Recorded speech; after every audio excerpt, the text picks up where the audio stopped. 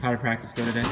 It was good. You know, there's a certain intensity, I think, that obviously comes with the rivalry game. And we had about a dozen or 15 or 20 former players here watching practice, which was really neat. So I think our guys can sense the importance. The new guys can sense the importance of this week.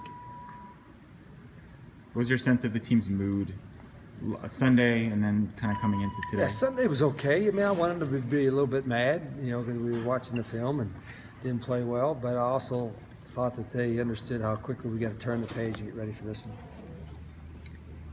So the other day, it was kind of the first time Khalil struggled in a game, or struggled to get going running-wise anyway, since he became the starter. How did he handle that whole situation, do you think? I think every game's learning experience. I've said it for several weeks that, hey, you know, he's still a work in progress in a lot of respects. The good thing about it, he knows when, you know, when he can play better, when he can make a better move. And I think that's, you know, every quarterback, particularly quarterback in our system, it's hard to be 100% correct and hard to be 100% on all your reads. But you know, he's competitive enough to work and get better with it.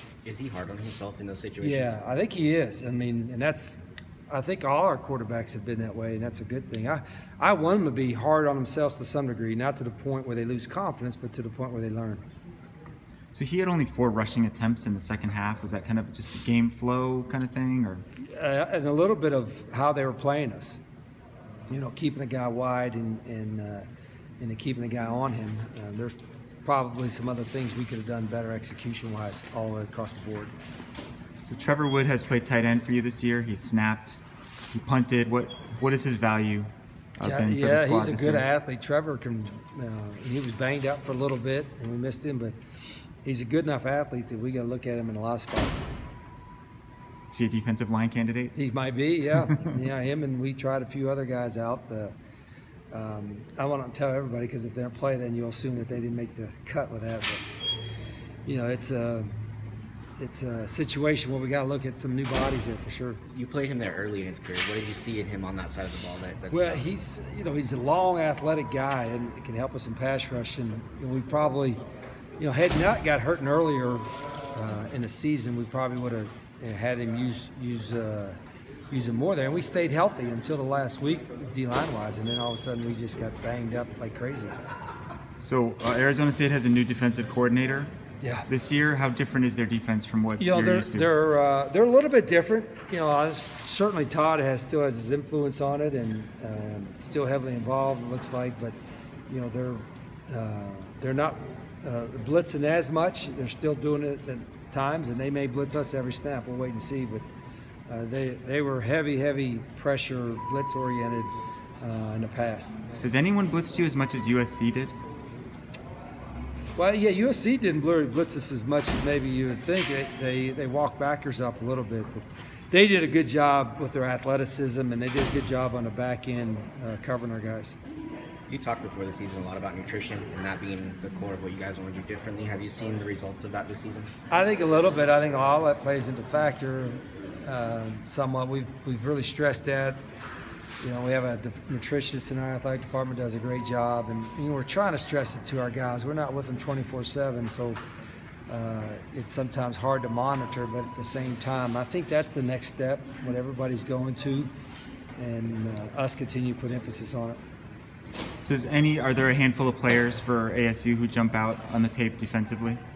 Well, they're front. You know, JoJo. They've been there a long time and been very effective. Their linebackers are active. They got good players. You know, if you look what they did to Utah and Washington defensively, it was really impressive. Those are 2 pretty talented teams, and they did a great job of shutting them down.